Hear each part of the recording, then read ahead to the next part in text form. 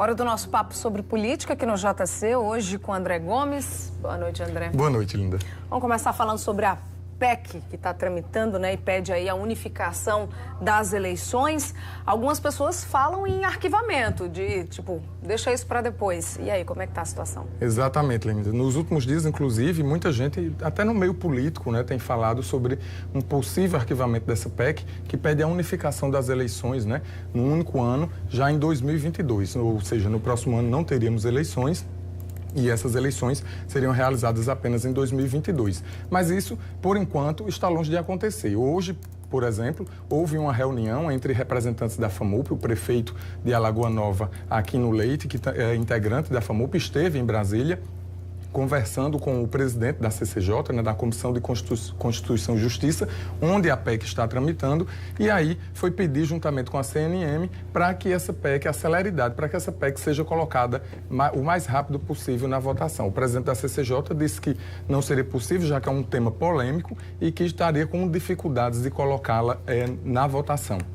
E orientou ele e também a CNM que reunissem todos os prefeitos do Brasil para pressionar o presidente da Câmara dos Deputados, Rodrigo Maia, para que ele consiga alavancar isso, para que ela seja aprovada o mais rápido possível na CCJ e aí levada a plenário. A maioria, pelo menos os deputados aqui da Paraíba, da bancada federal, se mostra favorável à aprovação dessa PEC, que além de outras coisas, além de unificar as eleições em 2022, ela também estende os mandatos dos senadores de 8 para 10 anos e aí também de prefeitos, vereadores e parlamentares de 4 para 5 anos, mas em um mandato único, sem a possibilidade de reeleição. Então essa proposta continua tramitando, está um pouco difícil sair da Comissão de Constituição e Justiça, mas os prefeitos estão unidos e devem realmente pressionar o presidente Rodrigo Maia para que ele consiga levá-la a plenário, Linda. Bom, e por falar, né, em eleições e tudo mais, o deputado Tovar Correia Lima confirmou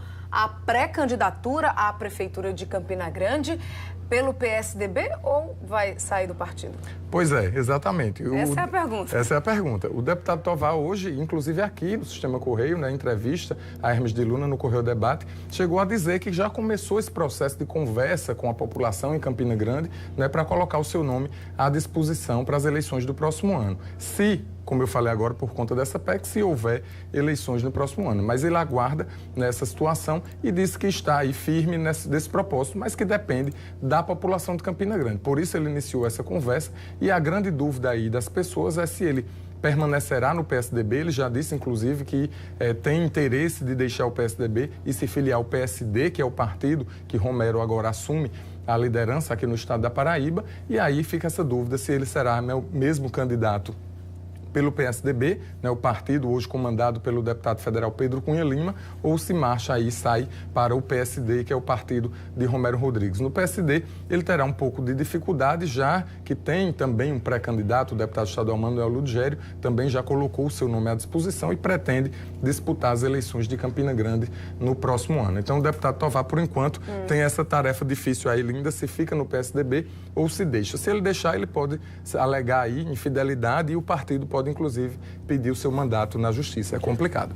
Vamos lá para a Assembleia ainda. Bancada governista parece que cochilou, deixou passar aí uma matéria nada positiva para o governo. Mas a pergunta é, cochilaram ou fingiram que estavam cochilando para o negócio passar mesmo? Olha, Linda, essa pergunta foi boa. Porque é uma matéria interessante. Agora, o processo com que ela passou é que é mais interessante. Porque na Assembleia Legislativa, na verdade, é um requerimento. Se trata de um requerimento proposto pelo deputado Tovar Correia Lima, que pede ao governo do estado que rompa, que cancele todos os contratos com as organizações sociais na área da educação. Então, esse requerimento estava na pauta e os deputados, eles têm uma tradição de votar em bloco, ou seja, votar todos os requerimentos de uma vez, a não ser aqueles que são destacados, ou seja, aqueles que são mais polêmicos, como é o caso desse, teria que ser destacado por um deputado da situação, principalmente pelo líder, né, Ricardo Barbosa, mas aí deixou-se passar. Não sei se por conta deixaram, como Linda falou aqui, se foi por interesses, né, ou se realmente não observaram que esse requerimento do deputado Tovar estava naquele bloco. Então, na hora da votação, o presidente Adriano Galdino colocou todos os requerimentos em bloco para votação e esse do deputado Tovar entrou no bolo e foi aprovado, pedindo ao governador João Azevedo que cancele esses contratos, né, com as organizações sociais na área da educação aqui na Paraíba, segundo Tovar, para evitar o que aconteceu com as OS, no caso da saúde, que envolve aí a Operação Calvário. Então, o deputado comemorou, inclusive, essa aprovação, já que com o apoio da oposição seria quase impossível. Gente, agora, é estranho, né? Principalmente diante de toda a situação que a gente tem acompanhado da base governista, do burburinho, alguns dizem até de insatisfações de alguns deputados, enfim. Essa relação do G10 é complicado. Vamos lá. Vamos para o Conde agora. Cidade Conde, a situação da Câmara Municipal da cidade, como é que está? Complicada. Né? Porque os advogados do suplente, né, o suplente Cabaré, tem até amanhã para tomar posse. O prazo se encerra amanhã. Mas só que ele está preso, né? Ele está detido preventivamente, né, por conta de envolvimentos aí com questões de explorações sexuais, e ele está detido. Então, os advogados tentam na justiça uma liberação para que ele vá até a Câmara Municipal amanhã, tome posse e aí peça uma licença da Câmara Municipal e retorne para a prisão. Os advogados ainda estão na luta com a justiça para tentar essa manobra, né? Mas o presidente da Câmara disse que realmente vai esperar o prazo até amanhã, no final do dia. Caso os advogados de Flávio Cabaré não consigam essa licença para que ele vá tomar posse, aí será convocado o suplente da vez, que será o outro suplente, o Luiz Silveira, também do PR, mesmo partido de Flávio Cabaré. Ou seja, Linda, está uma situação meio complicada lá e é uma coisa, né, vamos dizer assim, trash, bem popularmente falando, porque como é que a justiça vai liberar um preso para que ele vá lá, peça uma licença e volte para continuar recebendo dinheiro público? Olha, tem preso? Coisa que, meu Deus do céu, só aqui tem no Brasil. Tem coisa que só aqui no Brasil, mas os advogados dele acreditam que vão conseguir daqui para amanhã, Linda.